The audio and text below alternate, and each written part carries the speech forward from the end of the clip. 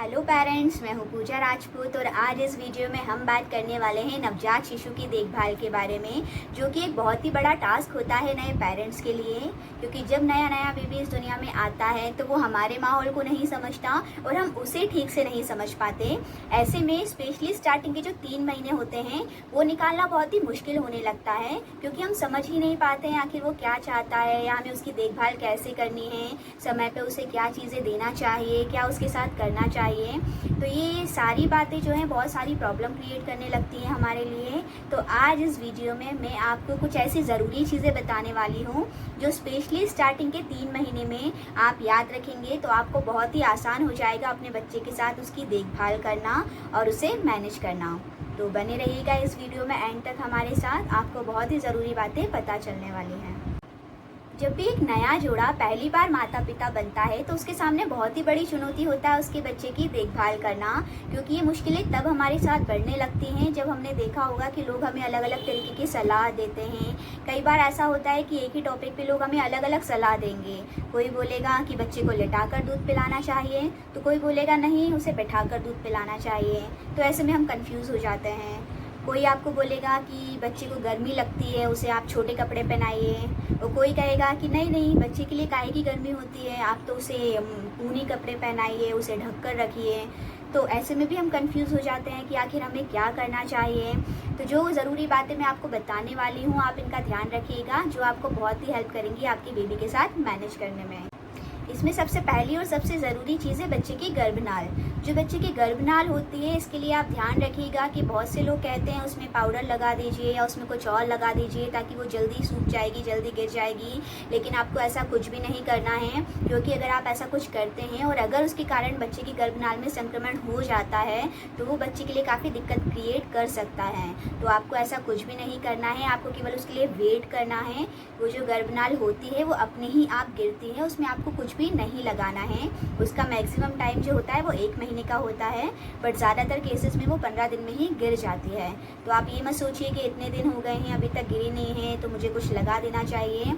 आपको उसमें कुछ भी नहीं लगाना है, बस ध्यान ये रखिएगा कि आप उस एरिया को गीला मत होने दीजिए, उसे हमेशा आपको सूखा ही रखना है।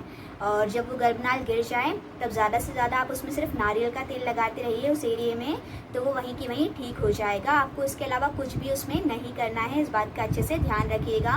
वो बहुत ही ज़रूरी चीज़ होती है नवजात शिशु की, तो ये सबसे ज़रूरी चीज़ है। सेकंड इसमें चीज़ है बच्चे के लिए स्तनपान। जो छोटा बेबी होता है उसका एक बार में कभी पेट नहीं भरता है।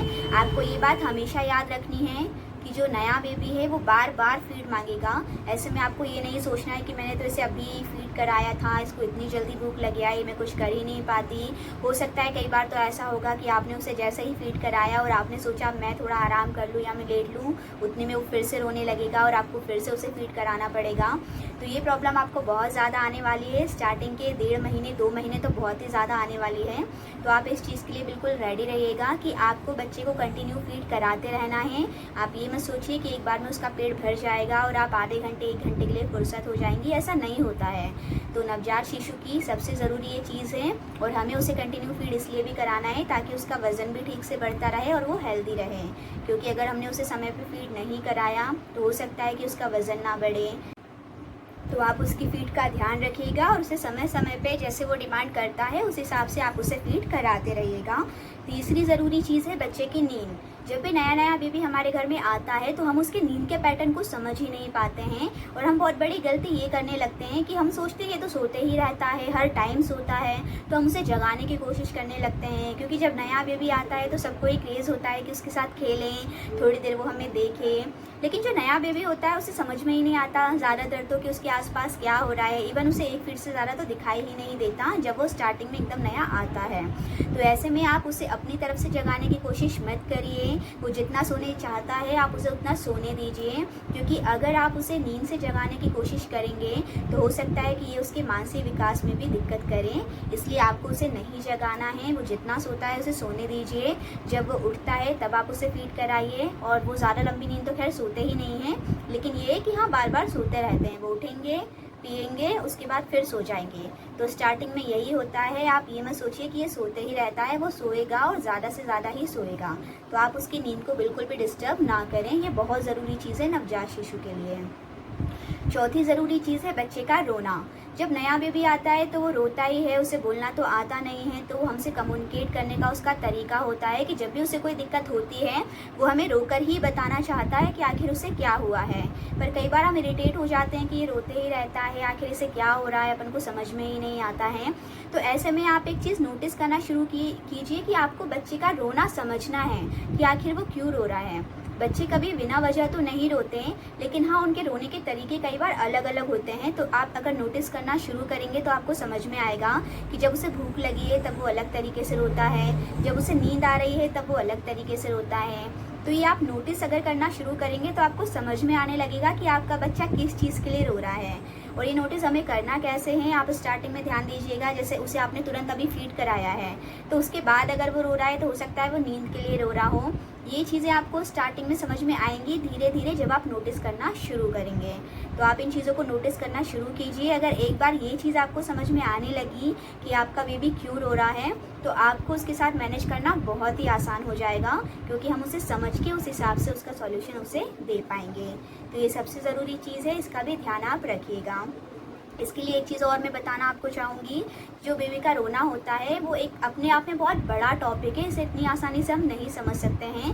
तो मैं इसके लेके सीरीज़ बनाने वाली हूँ, यानी कि जो अभी शॉर्ट में हमने बताया वो अलग चीज़ है, बट इसके बाद हम सीरीज़ चालू करेंगे जिसमें जैसे बच्चे का रोना हुआ उसको लेके हम सारी चीज़ें समझेंगे एक एक करके कि आखिर बच्चे क्यों रोते हैं, कब रोते हैं, किस लिए रोते हैं। और बच्चे की नींद हुई वो भी अपने आप में एक बहुत बड़ा टॉपिक है। तो हम सीरीज़ के साथ इन चीज़ों को समझेंगे और तब तक समझेंगे जब तक हमें सारी चीज़ें क्लियर नहीं हो जाती। तो इसके लिए आप मेरे चैनल को सब्सक्राइब ज़रूर करिएगा, ताकि आपको हर वीडियोस का नोटिफिकेशन टाइमली मिलता रहे। और ये सीरीज़ के साथ हम उनके सारी चीज़ों को बहुत ही अच्छे से समझेंगे। पांचवी ज़रूरी चीज़ है बच्चे की मालिश। लोगों को बहुत कन्फ्यूजन होता है कि आखिर बच्चे की मालिश हमें कब से शुरू करना चाहिए और कब तक करना चाहिए। तो कई बार तो कुछ लोग ऐसे होते हैं कि बच्चे को घर में लाए उसके बाद ही उसकी तुरंत मालिश करना स्टार्ट कर देते हैं।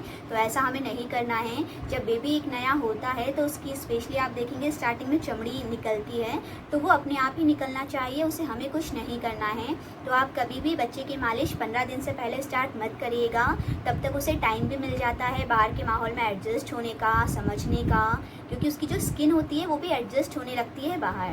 तो आप 15 डेज़ तो एटलीस्ट वेट करिएगा, उसके बाद ही उसकी मालिश आप स्टार्ट करिएगा। इसके अलावा जब तक बच्चे की गर्भनाल नहीं गिरती है तब तक आप उसे नहलाना भी नहीं है। आप उसे स्पंज बाथ दीजिए, यानी कि कोई भी एक सॉफ्ट कपड़ा लेके उसे गर्म पानी में गीला करके आप उससे उसके शरीर को पोंछ दीजिए। लेकिन आप 15 डेज़ के पहले या गर्भनाल गिरने के पहले ना तो उसे नहलाएं और ना ही उसकी मालिश करें। उसके बाद ही आपको उसे नहलाना भी है और उसके बाद ही आपको उसकी मालिश भी करना है। तो इस बात का आप ध्यान रखिएगा कि मालिश के लिए आप थोड़ा सा समय लें, उसके बाद ही स्टार्ट करें। इसके अलावा एक ज़रूरी चीज़ है बच्चे की पोटी, जो कि हम समझ नहीं पाते कई बार कि वो कैसे कर रहा है। जो बच्चे की सुसु पोटी होती है वो उसकी हेल्थ का साइन होता है, इसलिए उसे भी हमें समझना बहुत ज़रूरी है कि वो किस तरीके से कर रहा है, कैसे कर रहा है। जब भी एक नया बेबी आता है तो स्टार्टिंग के 3 से 4 दिन जो पोटी करता है उसका रंग काला सा होता है हल्का सा, और फिर 4 दिन के बाद से उसका जो रंग हो जाता है वो पीला हो जाता है। तो अगर आपका बेबी अभी जो पोटी कर रहा है उसका रंग अगर पीला है, यानी कि वो सही है, उसकी हेल्थ में कोई दिक्कत नहीं है, वो एक अच्छी हेल्थ का साइन है। लेकिन इसके अलावा अगर उसकी पोटी का रंग सफ़ेद, काला या लाल है बाद में, तो ये मतलब एक दिक्कत की बात है। इसके लिए आपको डॉक्टर से कंसल्ट ज़रूर करना चाहिए। इसलिए आप ये चीज़ें नोटिस करते रहिएगा कि आपका बच्चा जो पोटी कर रहा है वो उसका रंग कैसा है, कितनी बार पोटी कर रहा है, कितनी बार सुसु जा रहा है, ये सारी चीज़ें हमें पता होनी चाहिए। जो छोटे बेबी होते हैं वो जनरली ऐसा होता है कि या तो 7-8 दिन तक पोटी नहीं जाते, या ये भी हो सकता है कि वो एक दिन में 7-8 बार जाते हैं। तो ये चीज़ें कॉमन है, इसको लेके आप बिल्कुल भी टेंशन मत लीजिएगा, ऐसा होता है नए बेबी के साथ। और जो उनकी सुसु का पैटर्न होता है वो ये होता है कि एक नॉर्मल रूटीन में वो 6 से 7 बार सुसु करता है, तो इसका मतलब ये चीज़ ठीक है। लेकिन अगर इससे बहुत ज़्यादा कम कर रहा है, यानी कि दिन भर में 1 या 2 बार ही कर रहा है, तो इसका मतलब वो हाइड्रेशन की उसमें कमी हो गई है, पानी की कमी हो गई है। आप उसे प्रॉपर फीड कराइए। इसका मतलब ये मत समझिएगा कि आप उसे पानी देने लगिए, पानी बिल्कुल नहीं देना है हमें नए शिशु को। आप उसे फीड का ध्यान रखिए, ये चीज़ बहुत ज़रूरी है।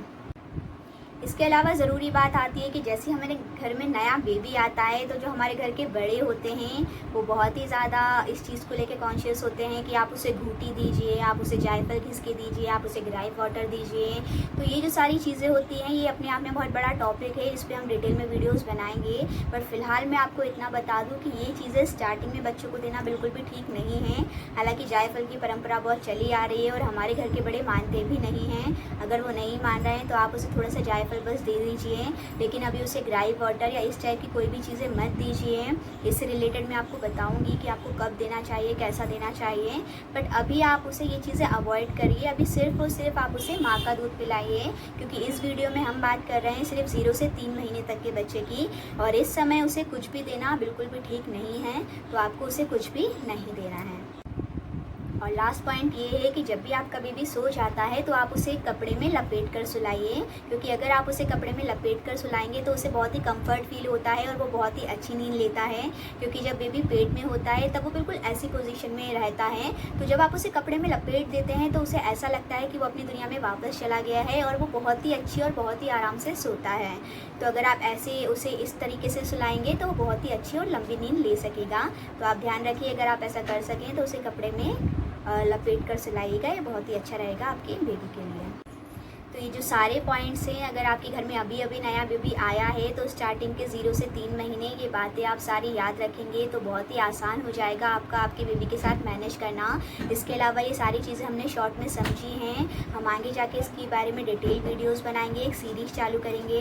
तो आप इस चैनल को सब्सक्राइब कर लीजिएगा ताकि आपको आने वाले हर वीडियोज़ का नोटिफिकेशन टाइमली मिलता रहे। और जो भी आपके फ्रेंड्स हैं जिनके घर में अभी छोटा और नया बेबी है तो आप उसके साथ ये वीडियो को ज़रूर शेयर कीजिएगा ताकि उन्हें भी ये सारी चीज़ें पता चल सके और उनको भी मैनेज करना आसान हो सके। Thank you for watching my video.